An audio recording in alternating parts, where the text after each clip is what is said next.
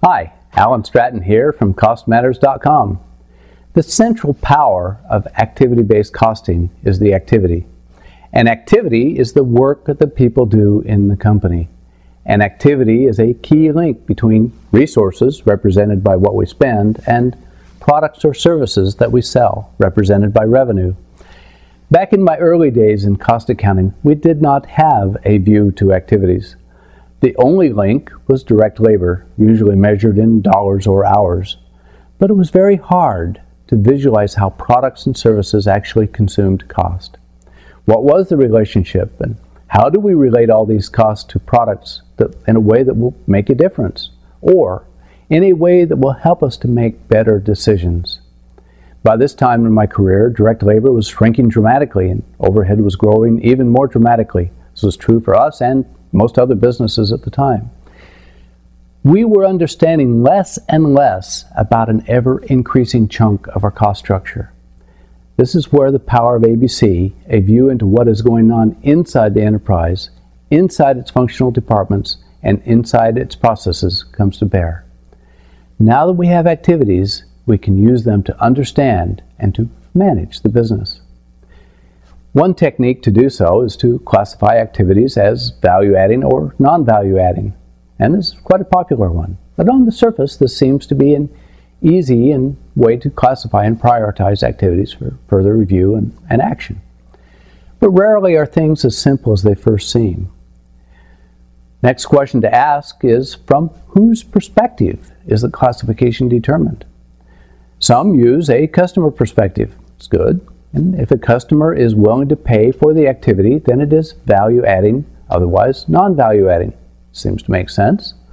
But this perspective leaves a majority of overhead activities in the non-value-adding category. Recognizing this, others use an internal customer perspective.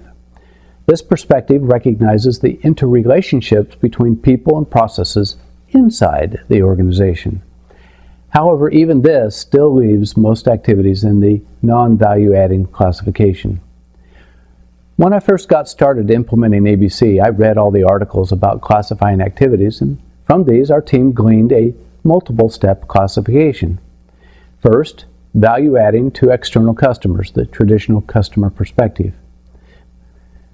Second, if it was then value-adding to internal customers, the next fallback. And then the fallback was business sustaining. And the fourth one was non-value-adding or waste, clearly and distinctly. Now, business sustaining were for those activities deemed essential to the business, but can't be from a customer perspective. Regulatory things come to mind there. And this seemed to be a reasonable way to go. However, my boss, he was stuck on the basic value-adding and non-value-adding classification. He wanted things dead simple. Despite my team's best efforts to convince him otherwise, he overruled us. Later, while interviewing activities, we did classify activities as he mandated. But one evening, the purchasing manager cornered me to ask why purchasing was non-value-adding. In his view, purchasing performed a significant role in sourcing, negotiating, expediting, and following up to obtain materials and supplies. He was right. But on the other hand, purchasing did not change or actually transform the product. On this basis, they had to be classified as non-value-adding.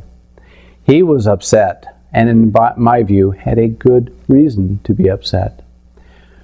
While we did the classification as mandated, we lost a measure of support from this manager, and I think others.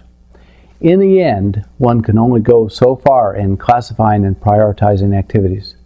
To actually make a change, we had to look at the real and underlying reasons for the activity. We found that all activities included a degree of waste or inefficiency, and only by examining the root causes were we able to take action that had a lasting impact. Managing a business from an activity-based viewpoint is never a one-time event. It is an ongoing process, greatly enhanced with activity-related information. Support from all functions is essential, and care must be taken to avoid alienated people because of just a classification system. With a little attention to these details, every functional organization can participate and benefit from the new view into their activities. What's your experience with classifying activities and doing that within your company? Please share them below. When cost matters, profits soar. This is Alan Stratton from costmatters.com. Thank you.